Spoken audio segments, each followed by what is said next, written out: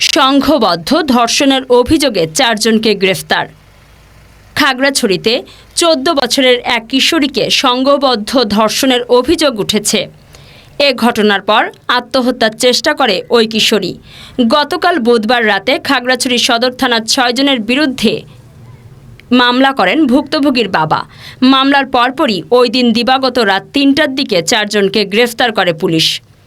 গ্রেফতার ব্যক্তিরা হলেন খাগড়াছড়ি সদর উপজেলার ভাইবোন ছড়া ইউনিয়নের আরমান হোসেন বয়স 32, ইমন হোসেন বয়স 25, এনায়েত হোসেন বয়স 35, সাদ্দাম হোসেন বয়স 32। এ ঘটনায় অভিযুক্ত মোহাম্মদ সোহেল ইসলাম বয়স 23 ও মোহাম্মদ মুনির ইসলাম বয়স 29 পলাতক রয়েছেন। মামলার এজাহার সূত্রে জানা যায়, গত 27 জুন রথযাত্রা মেলায় অংশ নেওয়ার পর রাতে এক আত্মীয়ের বাড়িতে আশ্রয় নেয় ভুক্তভোগী কিশোরী। সেখানে গভীর রাতে 6 জন যুবক ঘরে ঢুকে ভুক্তভোগীর আত্মীয়দের বেঁধে রেখে তাকে ধর্ষণ করে।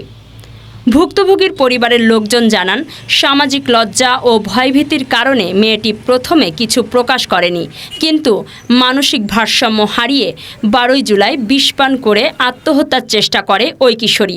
পরে অসুস্থ অবস্থায় খাগড়াছড়ি সদর হাসপাতালে নেওয়ার পর জ্ঞান ফিরলে বিষয়টি পরিবারকে জানায় ওই কিশোরী।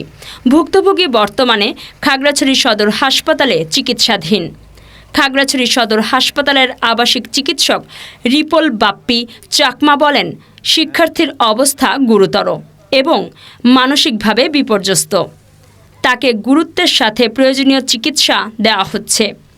খাগড়াছড়ি পুলিশ সুপার আরিফিন জুয়েল বলেন, মামলা হওয়ার পরপরই আমরা 4 জনকে গ্রেফতার করেছি। বাকি 2 জনকে গ্রেফতারের চেষ্টা চলছে। ধর্ষণের শিকার কিশোরী এখন হাসপাতালে ভর্তি। আজ তার জবানবন্দি নেওয়া হবে।